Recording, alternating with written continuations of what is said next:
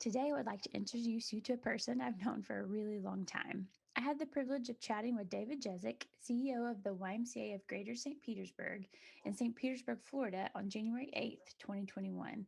His Y actually started a software implementation only a few months after I joined the Daxco team. And every conversation over the years has left me enlightened on the scope of the outreach to his community. David's insight is drawn from a family lineage of service at YMCAs around the country, with his father working at the Y for 35 years. Our conversation begins with an essence of his service in the YMCA and quickly develops into two main facets. On one hand is the internal community of relationships with fellow Y staff throughout the country, and a newly formed self-governing body for small and mid-sized Ys. On the other hand is the external community, the people most affected by outreach and assistance. In David's day to day, this includes virtual dance classes for the St. Pete community, a 30-year running neighbor to neighbor Christmas program, and a deep investigation of how to pivot in a post COVID world. I hope you leave as inspired as I did.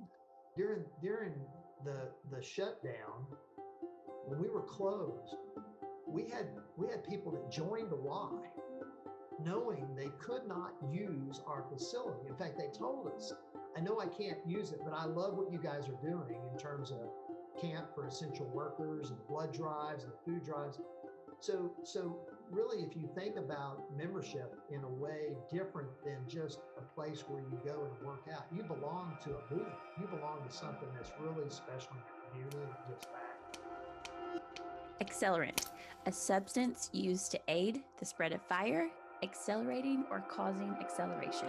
This is the Accelerant podcast.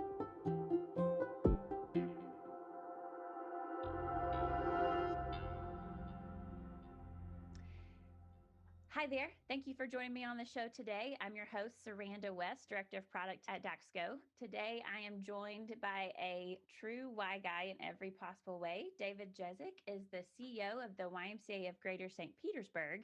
He has spent his career serving YMCAs, and I leave every conversation with David inspired to continue serving. So I'm looking forward to sharing this conversation with you today. David, welcome to the show. Very excited to be invited and participate in today's conversations. Yeah, thanks. And David, let's just start out. If you could, obviously a quick intro, CEO of the YMCA, there's a lot there, but elaborate a little bit for us and tell us your Y story. Well, I feel like I was born into the Y. I'm a second generation Y guy. And so I learned to swim at the Y. I went to camp at the Y. I caught my first fish on a camp out with my dad at Camp Classen. I learned to play chess at the Y. My dog flunked obedience school at the Shawnee, Oklahoma Y. I got in trouble at the Y. My first job was at the Y. I mean, I could go on and on. And literally, when I went off to college, I was determined not to follow my dad and not to follow my brother, because my brother also has a Y career. And it was about halfway through my freshman year in college that I broke down and just said, it's in my blood, it's in my DNA, and that's what I wanted to do. So, I've been fortunate and blessed with a long career, 37 years in the Y, worked in Texas, Oklahoma, Louisiana, my third and final stop in Florida. So I've done just about every job there is in the Y. And 12 years ago, I was hired as a CEO here in St. Pete, and the stars aligned, and this has just been a great opportunity for me and feeling very blessed. So what did your dad say? I'm just curious, when you went off to college, determined to go in a different direction, what did your dad say? Well, my dad has always been encouraging. I swam competitively in high school and college on a scholarship. I wanted to be a swim coach. That was the only reason I went to college, was I wanted to be the next Mark Spitz. I actually had the mustache. Nice. But my parents have always encouraged. Of course, I saw what the Y did for my family, and my dad was extremely successful and happy. He retired in 1992 with 34 years of service, and he continues to be recognized. I have to share with you, I got a text message from my mom just this week. They got a letter from a family foundation that was making a donation to a YMCA honoring my dad and my mom. So a $30,000 donation is being made to one of the Ys my dad worked at, and in his honor. He turns 90 next month.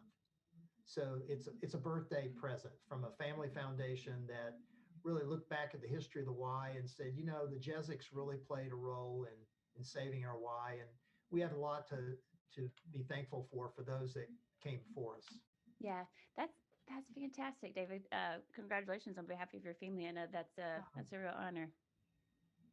So, having grew up in the Y and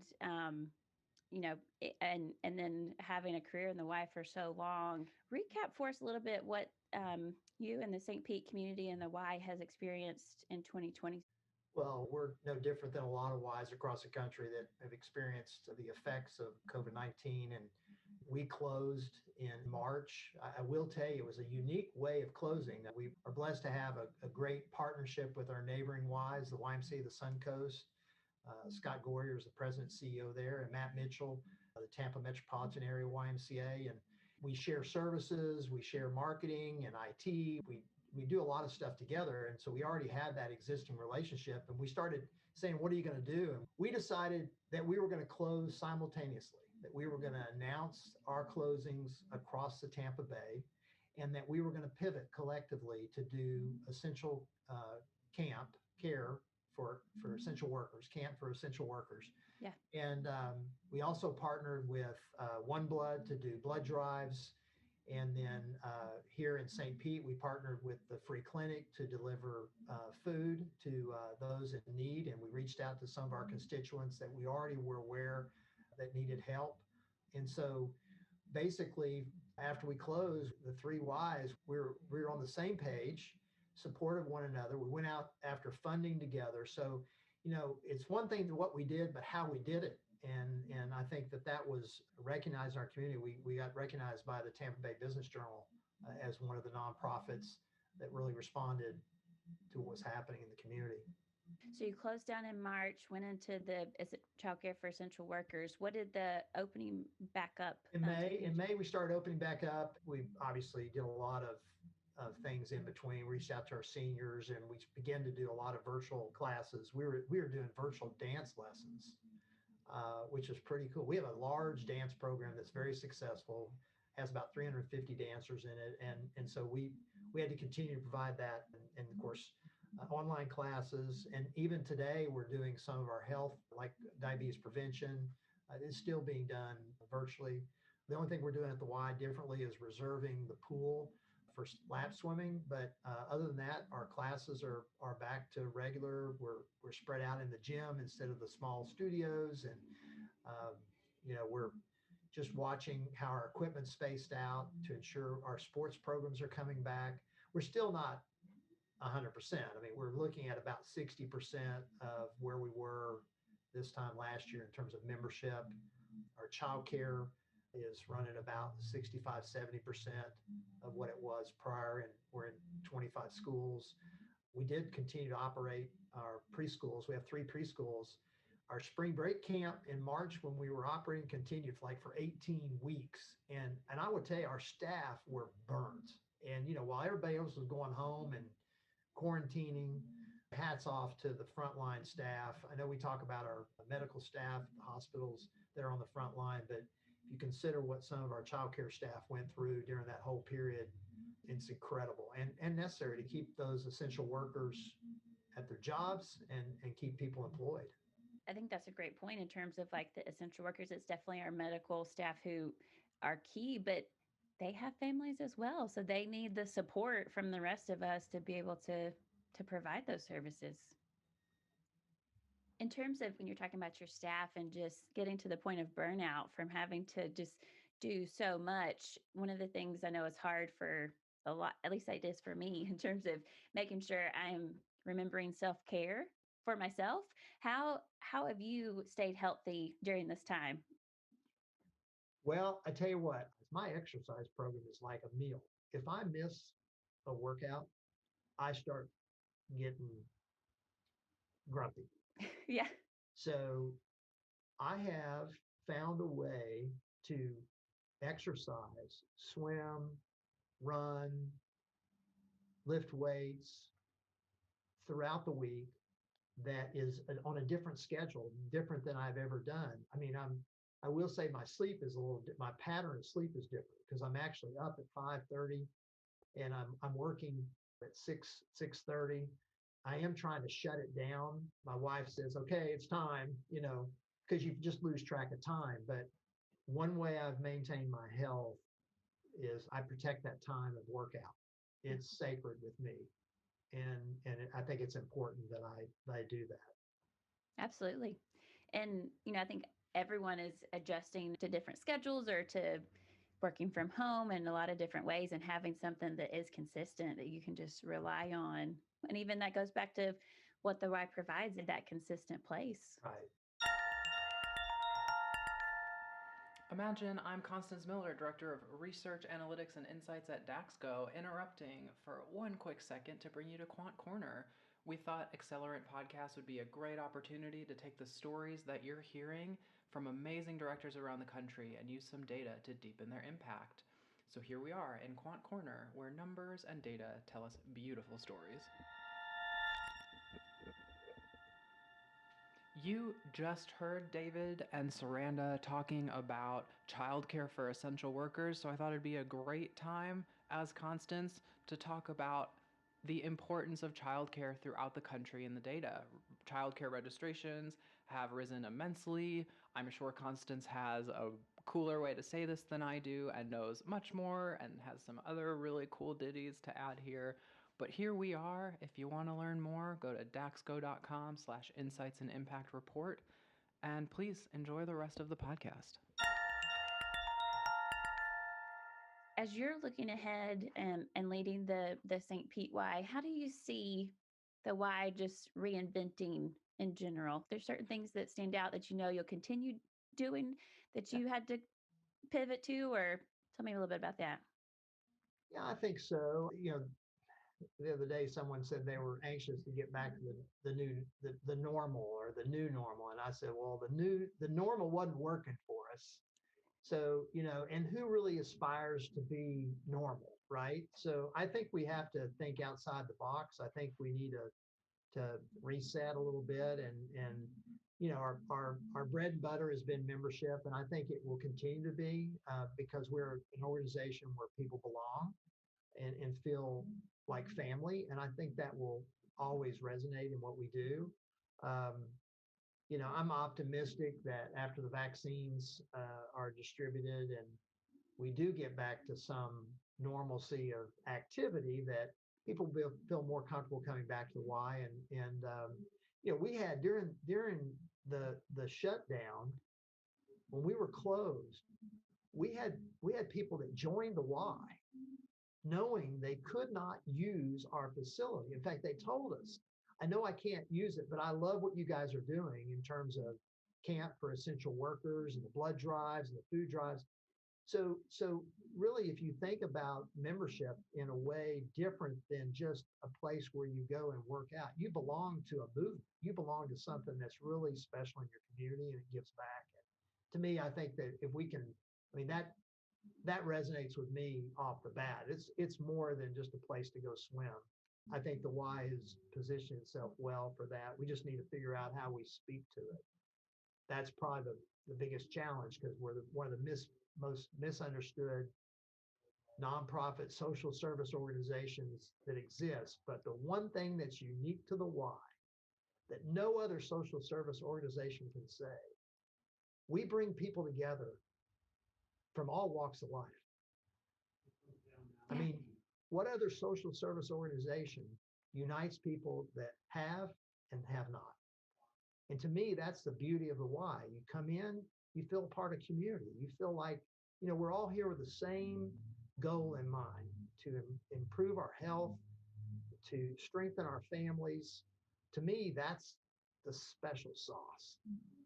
In so many ways. I think that's the other piece, that if you're not familiar with the Y organization, even you describing your story in the Y, right? Like, you listed 10 different ways and memories of how it influenced you, no matter where you are in your age, in your life, in your family situation. Like, the Y has something for you. Absolutely.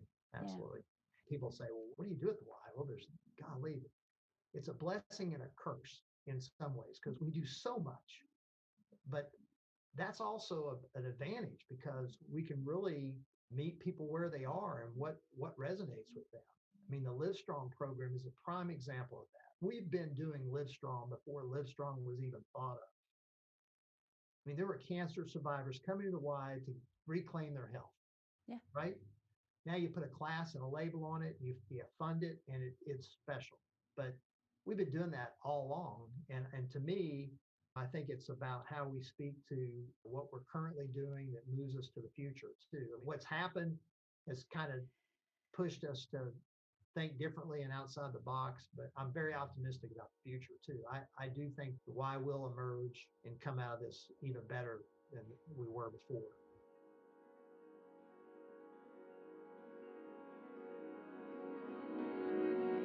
Typically, January is like the super busy time. What has January been like so far? Well, it's been good. I mean, we just came off our Neighbor to Neighbor Christmas program, 30th year. Um, the support we received from our community is outstanding. Almost $160,000 in contributions toward that effort. The Neighbor to Neighbor program is one of historic programs that provides this past year 403 families, 921 children a special Christmas. And our work's not done just at Christmas. So we will continue to serve those children. Not only do we provide a tree and decorations and a $50 gift card to Publix and toys for the children and stocking stuffers, we also provided them a gift card to the YMCA. So any of those 921 children can come to the Y to learn how to swim, to join a basketball team or a soccer team. We gave them a little gift card that they can use and when they come into the Y. And you might be interested to know that we use Daxco as a part of our efforts. We cull through our data to find out what families are receiving financial assistance and who's in some of our social service programs. And those get invitations to participate in the Neighbor to Neighbor Christmas program. And then afterwards, post-event, we use that to continue to stay engaged with them because we're not done. This is more than just a toy under the tree. It's an opportunity for us to continue to stay engaged with these families throughout the year and invite them to different events and make sure that they get those children in to learn to swim or join a team, right? Because that's one way we can help these families navigate the full year. David, this is such a unique program. I mean, a lot of Ys across the country, and even other nonprofits, have some type of toy drive or something, but that's super unique. You just described not just giving a toy or grabbing an angel off a tree, but like really giving them a full Christmas. Well, and one of the other things that's even really more unique to that, a lot of times when you see Christmas programs, you see children holding whatever toy they have, right? Yeah. This is not that. The parents that come in, this is their opportunity to be the Santa. So a lot of these gifts that they select are the things that they put under the tree that aren't wrapped. Yeah. And I will tell you, I have countless stories, even some that were just shared with me today about a lady that broke down in tears during COVID. She lost her job and they were living off their $40,000 a year salary the husband had, and they have 7 children. And they didn't know if they were going to have Christmas or not. And we got them in the program. We work with area churches as well as our own database, but we work with area churches to ensure there's a true need. I think it's a little embarrassing if you think about it. As these families come in and pick out their toys and stuff, they're going through with volunteers. They're obviously in need, but it gives them an opportunity to respectfully provide a Christmas for their family. And that the children don't know where the toys come from. Yeah. That's what makes it, I think, even more unique, is that we give the parents the opportunity to be that Santa for Christmas. Absolutely. And I know you said this is a program that's been running for 30 years, which is amazing too. But I'm sure even this Christmas for a lot of families meant a lot more, right? Because it's just Absolutely. a hard time. Absolutely. We did have to change a little bit. So one of the things that's going to stick is we registered toys at Target and Amazon. A lot of times when we're collecting toys, we get a lot of young, it's easy to give the infant toddler toys and the 2 to 4 to 5-year-old toys. But when you get into the 12, 13, and 14, they're hard to shop for. So the toy registry at Amazon and Target were all of the toys that are the hardest to come by. And so it really made the shopping for these families enjoyable because there was some really good stuff in it. And I tell you, it was fun to see the Amazon boxes arriving at the Y like daily. We have a lot of fun. We have 125 volunteers, over 400 donors that support the program, sponsorships. It's very unique programming and it is built over time.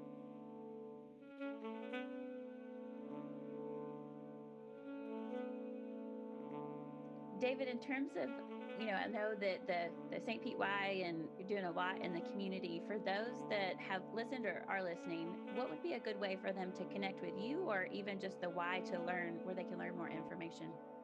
Certainly, just you can look me up on LinkedIn, and that's a great way to connect from a professional perspective. And then you get an idea of where you've been and where those connection points are. I like to use that because oftentimes you'll see that we share 12 like friends, right? So Yeah. you say, oh, well, okay. And I'm not really good at remembering where people are have been or where they're at.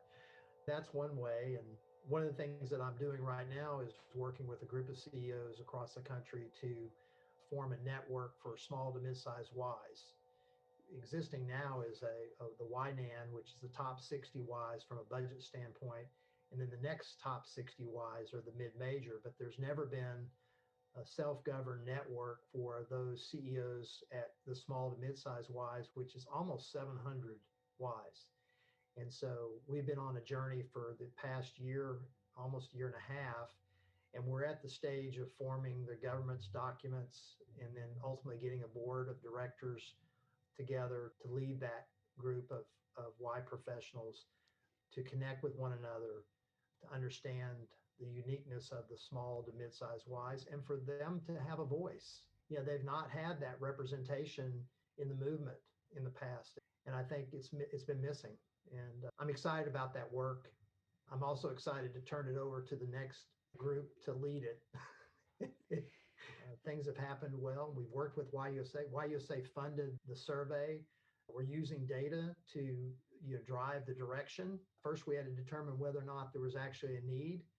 And I will tell you, overwhelmingly, I want to say it was like 95% of the CEOs, and we got a huge response, like 65% response rate from all the CEOs of those Ys. And that's unheard of to get that kind of response. And overwhelmingly a need and a desire to form a network for that group of Ys. That is fantastic. I know that is a ton of coordination and a lot of work to get that many people together, but I, I think the need is there absolutely just from working with Wise for so long, but you've sounds like you've proven from the data that's true as well. Yeah, I'm a big fan of the small to mid-sized Ys. I think they are underappreciated, undervalued, looked upon as a liability, when actually I think that's where some of the best work happens.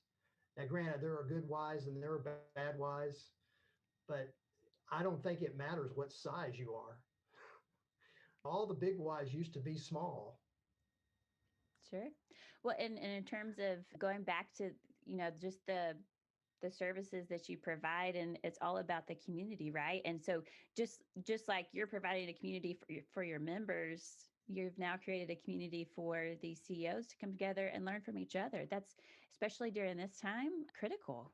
Yeah, absolutely. I have a good friend that runs a small Y, and I talk to him frequently. And my Y is a little larger. You think about some of these CEOs in some of these smaller communities that they're they're they're doing the same work on a different scale, but they're still having to do some of the same essential things of a CEO of a large Y. But they're also don't have any support network. If they're, I mean, you could be a CEO and have one other full-time employee and two part-time people. Think about all the stuff that you have to do to lead a nonprofit. I mean, I think sometimes there's probably some large CEOs that could learn from some of those small CEOs and say, how do you do it? I got people that have people that have people that do that stuff. So again, I think it's long overdue. I'm excited. Yeah, that's fantastic. At one point, you and I had talked about you were planning a conference of some sort. Is that still coming up? No, well, obviously conferences are not really in our dialogue right now. I mean, we're doing a lot of Zoom. We had one Zoom call last month with the CEOs, and we've got another one we're about ready to announce for later this month. But I think the research that we've received indicates that they are interested in a conference. YUSA used to have the conference, and that's been discontinued. YUSA also had the small to mid-sized Y cabinet, but that didn't really act as a network in the truest form. And that was discontinued in January as a result of our efforts. So clearly the torch has been handed to us. So a lot of pressure to continue moving this thing forward and allow a group to come together to figure out how they network, because it will be different. It's a lot different than a network with 60 Ys versus almost 700 is going to look a lot different. Do you have any words of advice that you would leave other nonprofit CEOs with right now? If you read the great book by Collins, there's a hedgehog concept in there. I don't know if this really applies to CEOs, but it could to anyone that's looking to be successful or find their way. But the hedgehog concept is, what are you passionate about? What do you get up every morning excited to do, right? Then, what are you best at? What skills do you have to be the best, to win the gold medal? And the third is, what provides this lifestyle? We all can't be wealthy. I didn't go into nonprofit work to become a millionaire, but it has provided well for my family. I saw what it did for my dad and my brother and I, and provided well for us. I've added a third leg to that hedgehog concept, and that is where you live, the quality of life. So, listen, if you've got all four of those, like you get up in the morning and you're excited to go to work and you're doing really great stuff, and it's not just because you say it, but other people are saying it, and you're making a good living where you feel like you can experience life like you want, and then top it off being in a place like St. Petersburg, Florida, it's gorgeous. So listen, I feel like I've got it all. A day doesn't go by that I don't get up anxious to go to work. And it's not even really work. I will tell you though, during this COVID thing, there were a couple mornings I questioned myself. And I think that everybody probably would have expected that from me, because there's been some tough times, but we're doing fine. And I'm excited about where we are. We actually had a pretty good year considering. And I say that knowing that a lot of people lost jobs and people are hurting. We haven't forgotten about the devastation that's been left by this pandemic, but one of the primary jobs of a CEO is to ensure the stability of the Y. And I think that's where our focus is and will be for this year moving forward. Yeah. Thank you, David, for that. I'm grateful for you and your wife for all that you're doing for your community. And thank you for this conversation. I really appreciate it. Thanks to Daxco for hosting these. Absolutely. Thanks so much for listening to the latest episode of The Accelerant. As always, this is about inspiring you and me. Okay, all of us. Let us know what you've learned, what you want to hear, or any other thoughts on Facebook, Instagram, and Twitter at Daxco. That's at DAXKO, or post with hashtag Accelerant Podcast. Or you can send us an email at podcast@daxco.com. We would love to hear from you. You can find Accelerant wherever you listen to podcasts. Remember to hit subscribe. That simple click helps us continue to bring new episodes packed with uplifting and insightful stories. Bonus points if you leave a review. Let other listeners know about us and what Accelerant means to you.